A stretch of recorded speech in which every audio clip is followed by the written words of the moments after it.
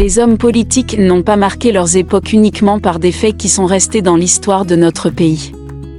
À part leurs actions, leurs discours. Les Congolais retiennent aussi leurs voitures qui sont rendues célèbres pour avoir transporté des personnes illustres. Voici 8 voitures célèbres des hommes politiques en RDC. Bienvenue sur les stars congolaises d'IR6. C'est parti avec le numéro 8, la première voiture introduite au Congo, le pouvoir assez symbolique, notamment le fauteuil de fonction, les résidences et les voitures. À travers l'histoire de la RDC, certains véhicules se sont rendus célèbres pour avoir transporté des hommes illustres. Tout comme la funeste Cadillac Lincoln qui transportait le président Kennedy lors de son assassinat ou la papamobile du pape Jean-Paul II à bord duquel il attrapa la balle du Turc Agsa. On ne peut donc relater l'histoire de la République démocratique du Congo sans évoquer certaines voitures qui ont eu le bonheur et le destin de transporter des hommes célèbres. La première voiture en RDC, le véhicule le plus célèbre de la RDC reste la première voiture introduite au Congo en 1904. Elle a transporté M. Fischer, le représentant du roi Léopold II, responsable territorial basé à cette époque dans la capitale de Boma. Ce fut également la première voiture en Afrique centrale. Cette voiture dont l'épave constitue un monument touristique à Boma est un patrimoine national qui attire de nombreux touristes. La première voiture en RDC est également la première en Afrique centrale.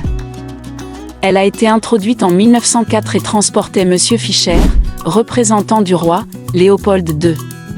Numéro 7, la coccinelle de Lumumba.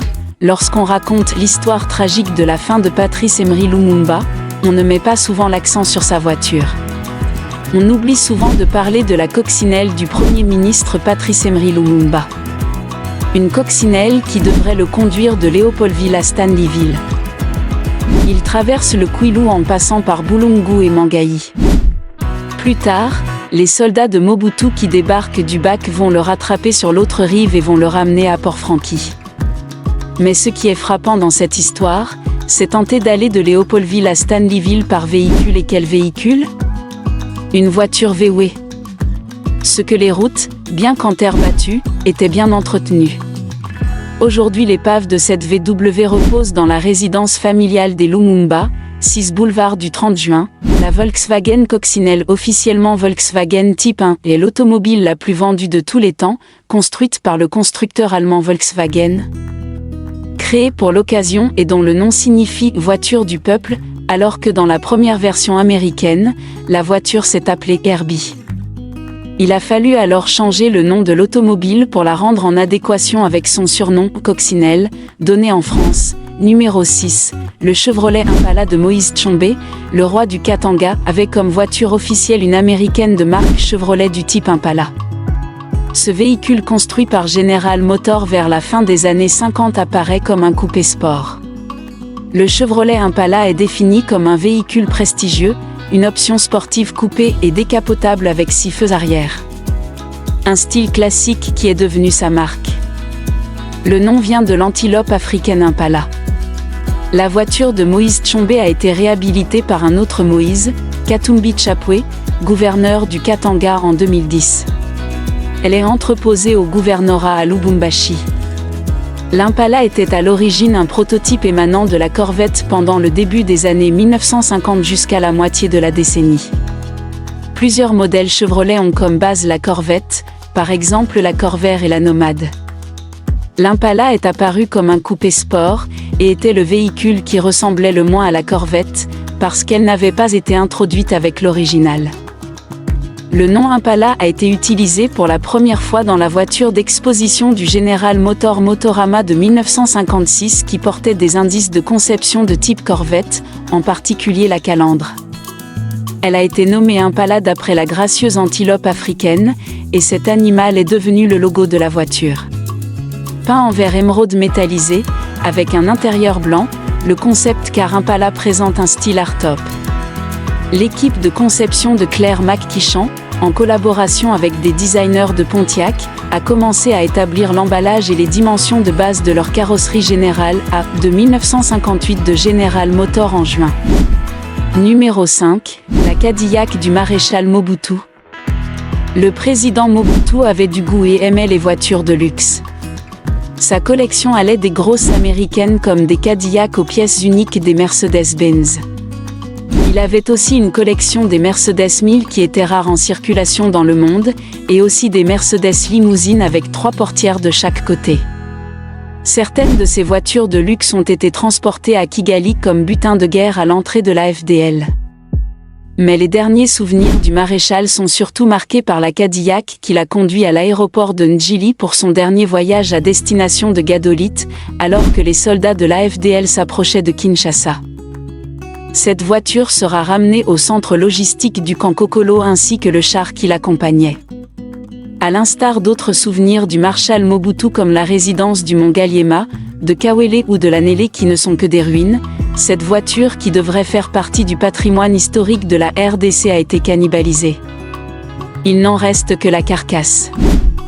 Numéro 4, la Jaguar verte de Yachichi, l'opposant historique au Marshal Mobutu n'avait pas l'habitude de circuler à Kinshasa. Il passait ses journées terrées dans sa résidence de l'avenue Pétunias, dans le quartier résidentiel de Limete, écoutant les informations grâce à son vieux poste radio, tout aussi symbolique qu'historique. C'est là où toute la classe politique congolaise ainsi que les diplomates allaient le chercher pour consultation. Mais à chaque fois que la Jaguar couleur vert citron se pointait dans les rues de la capitale, toute la ville était alertée. Ce qu'il y avait d'un rendez-vous politique important. Tshisekedi n'avait presque pas changé de véhicule pendant toutes ces années de résistance. Cette voiture était de marbre. Comme son maître, elle était tout un symbole. Symbole de durabilité, de constance, de résistance. La Jaguar de Yachichi, qui est témoin de nombreuses négociations politiques dans ce pays, se repose désormais derrière l'ancienne bibliothèque de l'École nationale d'administration qui est devenue propriété de la famille Tshisekedi. Un repos bien mérité lorsqu'elle attend les sirènes du cortège de Félix Tshisekedi sur le boulevard du 30 juin, Étienne Tshisekedi ne sortait que très rarement à Kinshasa. Et ses sorties avec sa Jaguar couleur vert citron alertaient toute la ville car cela signifiait qu'il y avait un rendez-vous politique important. Ce véhicule est le symbole de toutes ces années de résistance. Numéro 3. La Jeep Mercedes de Mouzé Laurent Désiré Kabila, une autre voiture célèbre du pouvoir est la Jeep de commandement de Mouzé Kabila. Une Jeep Mercedes grise, butin de guerre qu'il a obtenue à l'entrée de la FDL. Cette voiture aurait appartenu au célèbre journaliste Kinkie Mulumba, après que celui-ci, dernier ministre de communication de Mobutu, ait traversé le fleuve Congo en pirogue pour sauver sa peau, après un camouflage dans une bringue-ballante vieille Mazda d'un collaborateur. Les nouveaux maîtres des lieux s'étant servis des villas, voitures et même des garde-robes des mobutistes. La bête, comme aimait l'appeler Kinkie Mulumba, aura connu plus de gloire et d'honneur avec Mouzé qu'avec son propriétaire. Cette Jeep Mercedes de couleur grise est une butin de guerre obtenue à l'entrée de la FDL. Elle aurait appartenu à Kinkie Mulumba, dernier ministre de communication de l'ère Mobutu, qui l'aurait abandonné en traversant le fleuve Congo pour fuir la FDL. Mais la Jeep Mercedes a connu plus de gloire avec Mouzé. Numéro 2, la Jeep Mercedes blanche de Jean-Pierre Bemba, une autre voiture qui a marqué l'histoire de ce pays, c'est la Jeep Mercedes de Jean-Pierre Bemba, alors vice-président de la République. Cette voiture a subi le baptême de feu entre la garde de Jean-Pierre Bemba et les soldats de Kabila lors des affrontements qui ont suivi la proclamation des résultats des élections présidentielles de 2006. La Jeep sera stationnée pendant plus de 10 ans qui correspondent à l'emprisonnement de Bemba à la CPI. Lors de son retour au pays après sa libération, on a vu cette Mercedes avec auvent réapparaître pour transporter triomphalement son maître, comme un cheval blanc. La Jeep Mercedes blanche de Jean-Pierre Bemba, vice-président au régime 1-4, a aussi marqué l'histoire de ce pays. Elle a été très remarquée lors des affrontements entre Jean-Pierre Bemba et les soldats de Kabila après la proclamation des résultats des élections présidentielles en 2006. Elle s'est reposée durant le temps passé par le leader du MLC à la CPI. On l'a encore vu réapparaître et transporter son maître lors de sa libération en 2018. Numéro 1, la Jeep Mercedes noire de Joseph Kabila, la Mercedes de Mouzé aura inspiré Kabila fils. Il s'en est procuré une collection, toute de couleur noire. Seule la décoration intérieure les distingue. Avec l'évolution de la technologie, elles sont encore plus belles et plus modernes. Elles sont stationnées dans différentes villes du pays que le Raïs visite fréquemment. Le plus souvent, il est lui-même au volant. La bête est devenue le symbole de réussite et d'appartenance à la jet-set Akis. Un kabiliste ou une star digne de son nom doit l'avoir dans son charroi automobile. Il est vrai que Kabila fils et Mobutu ont beaucoup de choses en commun. Ils ont les mêmes prénoms. Ils sont tous militaires, ils sont arrivés au pouvoir trop jeunes. Kabila s'est appuyé sur certains collaborateurs de Mobutu comme Mokolo Wapombo, Kengo Wadondo, Koya Diallo, Vunduawe, etc. Pour asseoir son pouvoir. Ils sont les deux présidents qui sont restés longtemps en fonction, mais surtout, ils aiment le volant. Leurs épouses aussi.